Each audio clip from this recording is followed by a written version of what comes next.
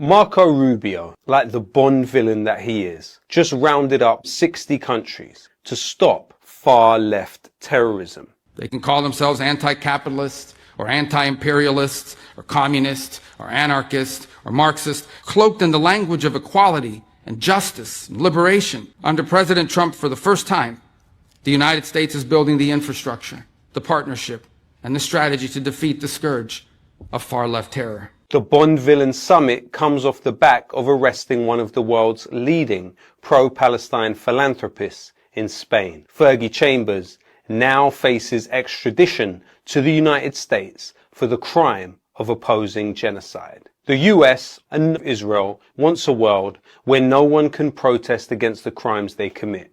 A world where children can be slaughtered and no one is allowed to fight back. Marco Rubio tells us that this summit is about intelligence sharing, border security, stopping online radicalization, and disrupting finance. Behind these words, you will find a highly coordinated transnational dragnet designed to criminalize international solidarity. And if you want to see exactly how Marco Rubio's new transnational framework operates in practice, look no further than Ibiza, Spain. On a quiet Friday in the Morna Valley, a black vehicle blocked the path of Fergie Chambers, an activist who has poured millions into humanitarian aid in Gaza and legal defense funds for activists. And as this genocide goes on right now in Gaza, we felt it was the time to act a little more intensely. 7 Spanish police officers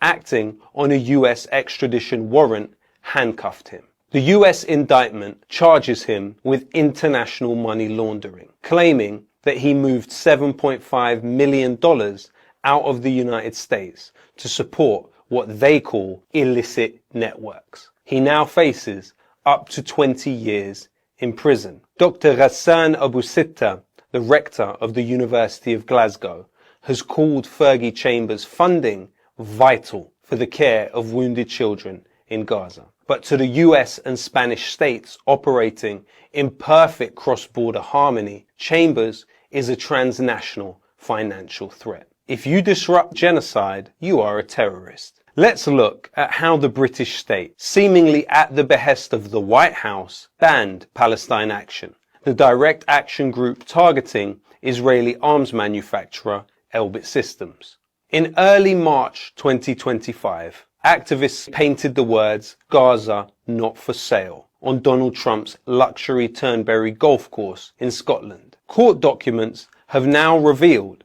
that UK Prime Minister Keir Starmer personally held 2 separate phone calls with Donald Trump about Palestine Action. The next day, Trump took to Truth Social, calling Palestine Action terrorists and demanding they be treated harshly. By June 2025, Home Secretary Yvette Cooper officially prescribed Palestine Action as a terrorist organization. The High Court said that your decision to prescribe Palestine Action, essentially say they're a terrorist group, the court found that that was wrong, that you'd have made a mistake in how you went about that. One of those who's been arrested, 83-year-old Church of England priest Sue Parfitt, she's been charged under the Terrorism Act for holding a placard up supporting Palestine Action. We spoke to her yesterday and she has a message for you. I do not consider myself a terrorist. It is quite ludicrous to consider that I am. I'm an Anglican priest and I have worked for peace and justice all my life.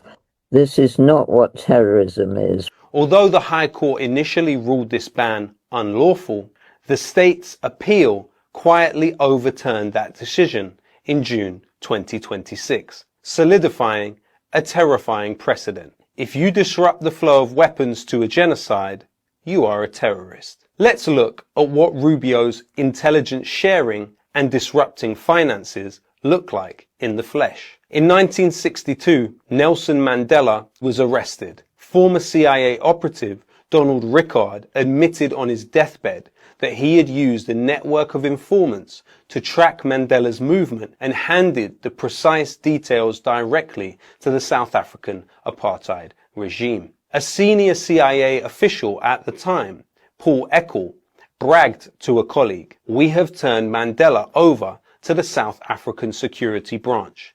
We gave them every detail, what he would be wearing, the time of day, just where he would be. It's one of our greatest ever coups." Even after Mandela was released in 1990, won the Nobel Peace Prize, and became the democratically elected president of South Africa, the US government kept him on its official terrorism watch list. It didn't stop with Mandela. The Metropolitan Police's Deep Cover Special Demonstration Squad, the Spy Cops, systematically infiltrated British anti-apartheid campaigns in the 1970s and 80s. They took the intelligence gathered by these Spy Cops and handed it directly to BOSS, the notorious apartheid South African Bureau for State Security. That anti-apartheid movement had intelligence operatives in it, South African security operatives, tape recording the whole thing and collaborating with the British Special Branch and other intelligence operations, including presumably by undercover officers. They were working together. BOSS ran a lethal Z squad, explicitly tasked with conducting cross-border terrorist attacks and assassinations against anti-apartheid targets. And they even brought that state-sponsored terrorism directly to the streets of London. On March 14th, 1982, apartheid agents detonated an 11-kilogram bomb against the rear wall of the ANC's offices on Penton Street in Islington, injuring a sleeping caretaker and targeting ANC President Oliver Tambo. Yet while BOSS was literally planting bombs in London, the British Special Branch and the Metropolitan Police were routinely ignoring the warnings of anti-apartheid leaders.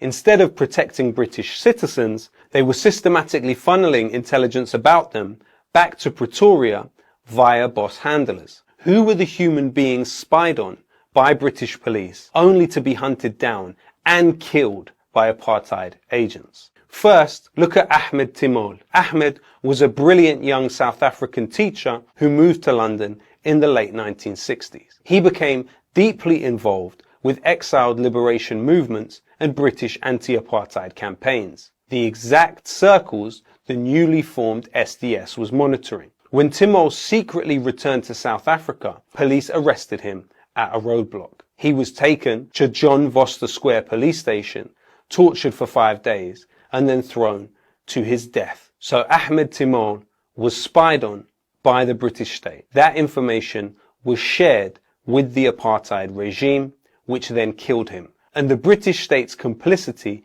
didn't end with his death. In 1971, when a small private group of just 15 grieving activists gathered in a London room to mourn Timol's murder, an undercover British spy cop was sitting in that room. Then look at Ruth First. Ruth was an intellectual powerhouse of the anti-apartheid resistance. Living in exile in North London during the 1960s and 70s, she was a frequent speaker at the events organised by the anti-apartheid movement, the primary target of early SDS spies like Mike Ferguson. Her movements, her associates, her safe houses, all meticulously catalogued by British intelligence and fed into a database accessible to South African apartheid state agents. When Ruth left the relative safety of London to take a university post in Mozambique, apartheid super spy Craig Williamson knew exactly where she was. On August 17th, 1982, Ruth First was killed when she opened a letter bomb sent directly to her university office. She was spied on in London by the British police, who provided information about her to the South African BOSS agents. The very same Craig Williamson who orchestrated her assassination was the operational commander who just months earlier smuggled bomb components into the UK in diplomatic bags to blow up the ANC's London headquarters. It's a soldier's job to kill when he's threatened and when the system that he's defending is threatened. That is the response. If the enemy is trying to kill you or trying to kill people that you are defending, your job is to kill him.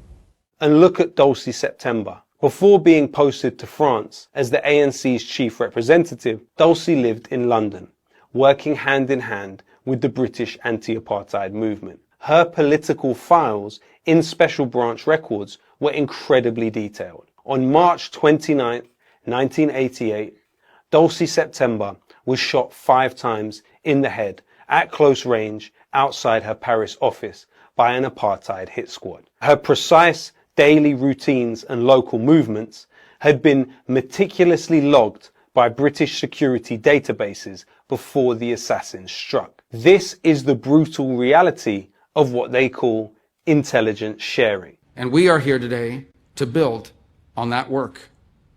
We can and we must identify and map this threat and rebuild our counterterrorism architecture to defeat it, just as we have done together before.